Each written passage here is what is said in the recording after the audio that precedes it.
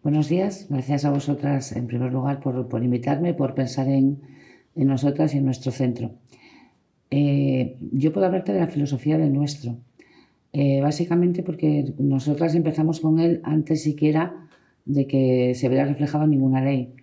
Empezamos en noviembre de 2020 y lo que tuvimos claro desde el primer momento es que nosotras íbamos a trabajar por y para las mujeres, que íbamos a realizar un trabajo enfocado en el trauma que estas mujeres viven tras una agresión sexual y siempre a demanda de lo que ellas necesiten, nunca intentando llevarlas por un camino que nosotras creyésemos adecuado o por una serie de cuestiones que nos pudieran parecer interesantes. Yo soy abogada de profesión jurídicamente hablando, como por ejemplo sería una denuncia, un procedimiento penal, etcétera. Trabajamos a demanda de lo que ellas necesitan. Si ellas están convencidas de que tienen que denunciar y las psicólogas que trabajan en el centro valoran que para sobrevivir a ese trauma que han vivido, la mejor manera es poner una denuncia como un paso más hacia esa recuperación y esa supervivencia, se las acompaña y se hace todo lo necesario durante todo el procedimiento judicial. Si la mujer no quiere denunciar ni pasa por su cabeza siquiera esa idea y además las psicólogas del centro valoran que no es necesario para esa mujer la denuncia para poder superar ese trauma, sin ningún problema las atendemos y hacemos el apoyo psicológico a corto o medio plazo, lo que ellas necesiten. La filosofía más importante del centro es lo que las mujeres quieran, cuándo y cómo lo quieran, y lo que cada mujer necesite, porque cada mujer es independiente de otra. Que hayan sufrido una agresión sexual todas no quiere decir que todas respondan de la misma manera. Por tanto, es un trabajo individualizado, cada mujer y a las demandas.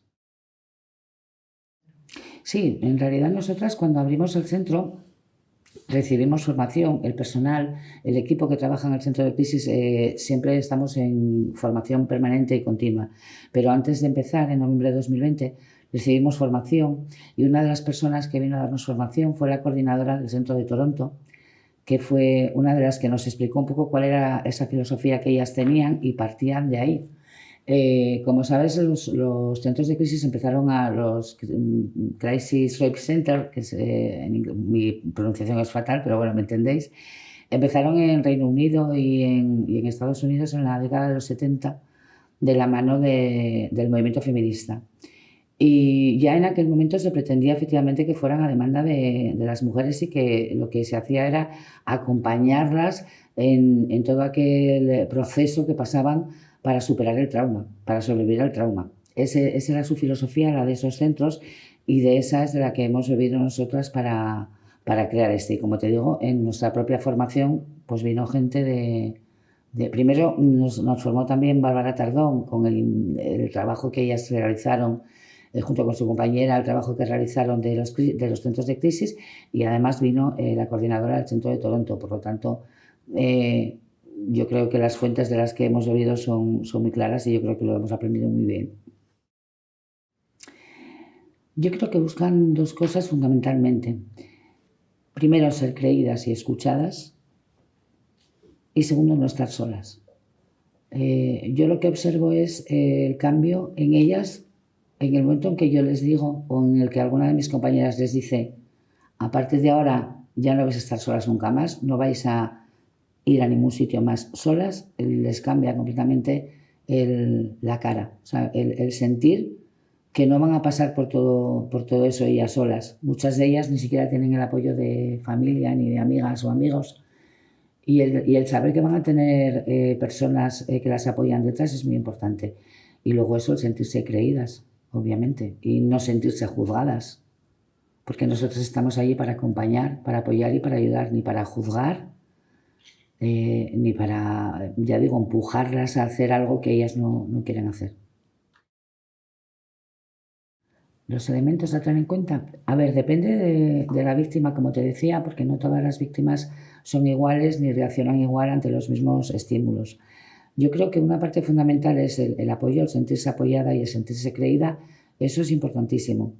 En el caso de que decidan denunciar, el que el procedimiento sea rápido, que durante él no se sienta juzgada y que luego sienta que la han creído y que esa persona que le hizo daño lo paga, vamos a hablar en términos de ellas, ¿no? De cómo ellas lo expresan, Eso es muy importante para la supervivencia.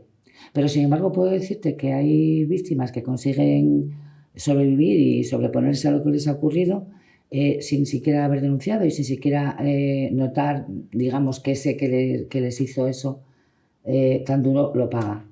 Entonces, yo creo que al final es el apoyo psicológico de psicólogas expertas en enfocar el trauma que han vivido y ese apoyo y ese acompañamiento y ese ser creídas. Yo insisto en ser creídas porque para ellas es muy importante, porque sienten cada vez que van a contar alguna parte que las juzgan, que no las escuchan lo que ellas están diciendo y no las creen, que se están juzgando. Entonces, para mí, los elementos más importantes son la credibilidad, el apoyo psicológico y ese enfoque, lógicamente, por psicólogas expertas en ese trauma que han vivido. Y así se puede sobrevivir perfectamente a ello y pueden llevar una vida total y absolutamente normal. Bueno, te contesto encantadísima de contestarte, porque vivimos en una sociedad patriarcal en la que tenemos una educación total y absolutamente patriarcal, en la que todavía sigue existiendo el síndrome de la mujer maliciosa y otros tantos parecidos a ese. Entonces, como nosotras en realidad estamos aquí para dar gusto y placer a los hombres, que es realmente para lo que nos han educado y para lo que servimos, pues todo aquello que digamos en contra de que nuestros cuerpos se utilicen es que estamos mal de la cabeza, estamos locas, como esto no puede ser así. Hay que tener en cuenta además que estamos ahora mismo, aparte de la sociedad patriarcal y de la educación patriarcal, estamos en un momento en el que la mayoría de la educación afectivo-sexual de nuestras adolescentes y nuestros adolescentes, y te hablo incluso de niños y niñas menores, se aprende a través de la pornografía y a través de Internet, al cual tienen acceso desde muy tempranas edades. Pues claro, si tu educación afectivo-sexual es a través de la pornografía y tú ves como algo habitual o algo normal que haya tres hombres que estén agrediendo sexualmente a una mujer y que el hecho de que ella se oponga es un incentivo más para esa relación sexual, pues eso ellos lo llevan a la normalidad y luego creen que eso es lo lógico y lo normal. Entonces ellas, porque van a protestar si es lo que quieren. Si cuando una mujer dice no, en realidad no está diciendo que no. Es como una provocación sexual. Yo creo que la explicación es esa, una y otra. Yo siempre digo lo mismo. Educación, educación, educación. Y por favor, que no haya tanto miedo en que se haga una educación afectivo-sexual a los niños y las niñas desde pequeños y desde pequeñas. Porque el darles este tipo de educación no es incitarles a nada, es educarles. Esto es como la ley del divorcio. Que exista una ley del divorcio no quiere decir que se obligue a nadie a divorciarse. Quiere decir que quien se quiera divorciar, que lo haga. La educación afectivo-sexual es lo mismo. Yo sé que es una comparación muy tonta, pero es para que se entienda. La educación afectivo-sexual es lo mismo. Información, información, información. La información no quiere decir inducción a nada. Quiere decir, te informo y con esta información tú sabes lo que hacer. Y cuando tú estés viendo una película porno, tienes que saber que es una película porno, que es cine, que es una peli, que es una ficción.